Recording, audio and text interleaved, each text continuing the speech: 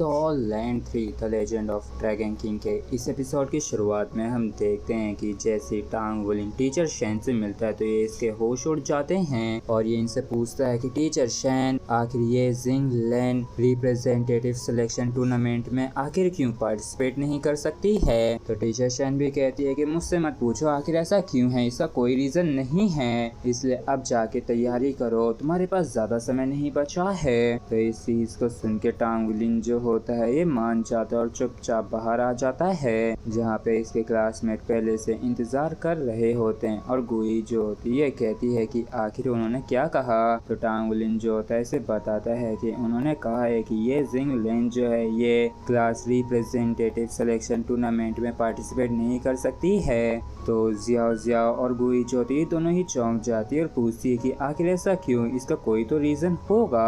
और तभी वो जो लिस्ट के 5 बंदे होते हैं वो आ जाते हैं और कहते हैं कि अरे ये तो हमारे क्लास प्रेसिडेंट हैं। और वो जो होता है आगे आते हुए कहता है कि टूर्नामेंट के लिए गुड लक, यहाँ तक कि अगर आप क्लास प्रेसिडेंट की पोजीशन से भी रिजाइन कर देते हैं लेकिन तब भी आप ब्लैक स्मिथ रिप्रेजेंटेटिव तो रह ही सकते हैं, क्योंकि आप वाकई में सबसे ज्यादा सुटेबल पर्सन रहेंगे ब्लैक स्मिथ रिप्रेजेंटेटिव के तौर पे। और तभी वो जो बंदा जियांग होता है ये कहता है कि क्लास प्रेसिडेंट प्लीज आप अपने आप को इतना भी फोर्स मत कीजिए। और इस बात पे गुई को गुस्सा आने लगता है लेकिन फिर भी ज्यादा कुछ तो नहीं कहती है। मगर तभी वो जो साइड वाला बंदा होता है वो टांग वुलिंग के तरफ देख के उसे लूजर का इशारा करता है। तो गुई ज्योति भड़कते हुए कहती है कि आखिर तुम उसे क्या देख रहे हो, जाके उसे मारते हैं। और गुई ज्योति से पीटने के लिए जा ही रही होती कि तभी टांग वुलिंग इसे रोक देता और इसके पास आगे कहता है कि हम लोग चीजों को स्टेज पे जाके देखेंगे। तो इसके लिए साइड वाला भी बंदा मान जाता है और टांग वुलिंग जो होता है कहता है कि चलो चल के बैटल प्लान के बारे में डिस्कस करते हैं। तो इसके लिए गुई जो मान जाती है और लीजी कहता है कि बिग सिस्टर जिंग लैंड आखिर एकेडमी क्या सोच रही है। तो जिंग लैंड जो होती है कहती है कि क्या तुम्हें अब भी ये समझ में नहीं आया है, एडमिनिस्ट्रेशन जो है वो टांग वुलिंग को लेके काफी ज्यादा हाईली सोचती है। तो लीजी कहता है कि ओ तो इस तरीके से वो लोग इस चीज को दर्शा रहे हैं। तो जिंग लैंड कहती है कि उनकी नजरों में ये वाकई में काफी ज्यादा इम्पोर्टेंट है। जिसके बाद हम देखते हैं कि ज़ई जो होता है ये युआनन के पास आ गया होता है और युआनन जो होती है पूछता है कि आखिर तुम्हें क्या चाहिए। तो ज़ई जो होता है इससे रिक्वेस्ट करते हुए कहता है कि प्लीज मेरी मदद करो। तो इसे देख के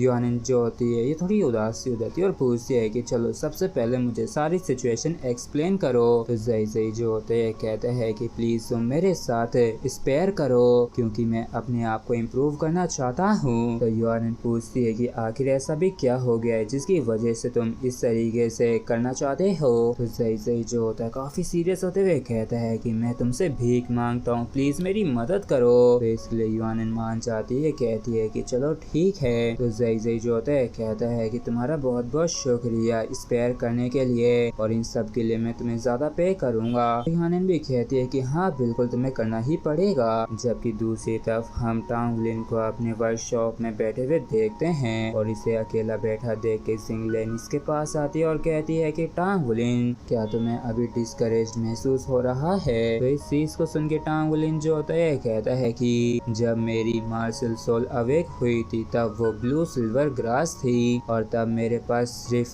रैंक 3 का ही इननेट सोल पावर था, जबकि मेरी फैमिली जो है वो काफी ज्यादा नॉर्मल थी और उनके पास इतने पैसे नहीं थे जिससे कि वो मेरी कल्टीवेशन को सपोर्ट कर सकें। इसलिए मैंने 6 साल की उम्र में ही ब्लैक स्मिथ करना शुरू कर दिया था जिससे कि मेरे पास इतने पैसे आ सकें जिससे कि मैं एक 10 ईयर स्पिरिट सोल को ले सकूं। लेकिन फिर उसके बाद स्पिरिट पगोडा स्टाफ का मेंबर ने मुझे बताया कि मैं सिर्फ रैंडम स्पिरिट सोल को ही ड्रॉ कर सकता हूँ और किसी को भी मेरे लिए कोई उम्मीद नहीं थी। यहाँ तक कि मेरे पेरेंट्स जो थे उन्होंने भी कोशिश की कि मैं ये सोल मास्टर के रास्ते से हट जाऊं, ना बनूं, और वो ये सोचते थे कि मेरे लिए एक ऑर्डिनरी सा ब्लैक स्मिथ बनना ही ज्यादा सूट करेगा। लेकिन मैंने उन सारी चीजों से हार नहीं मानी और उन सारी ही मुसीबतों से पार पाया। तो इस चीज को सुन के जिंग लैंड जो होती है कहती है कि चलो ठीक है तो फिर मैं तुम्हारी मदद करती हूँ, क्योंकि गुई जो है उसने पहले ही तुम्हारे हैंड आर्मर की जो डिजाइन है उसे फिनिश कर लिया है। तो मुझे सिर्फ स्टार सिल्वर के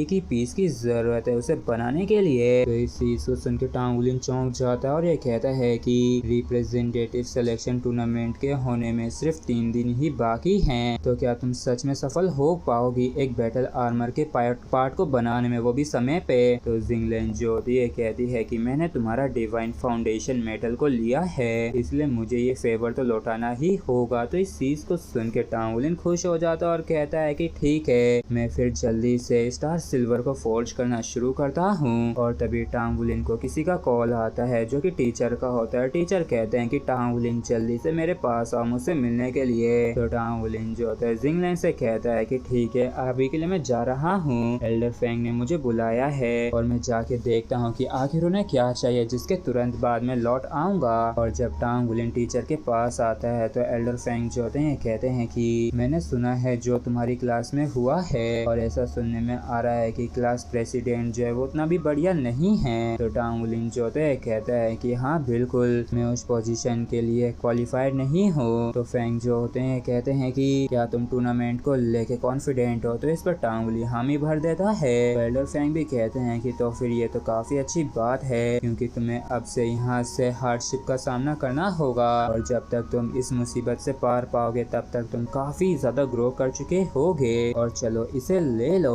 और टांगुलिन भी चौंक जाता है जैसे ये देखता है कि असल में टीचर फेंग इसे स्टार सिल्वर का पीस दे रहे हैं। और इसी के साथ फ्रेंड्स हमारा एपिसोड यहीं पे खत्म होता है। अगर आप लोगों को वीडियो अच्छा लगा हो तो प्लीज चैनल को सब्सक्राइब और वीडियो को लाइक करना बिल्कुल भी ना भूलें। Thank you.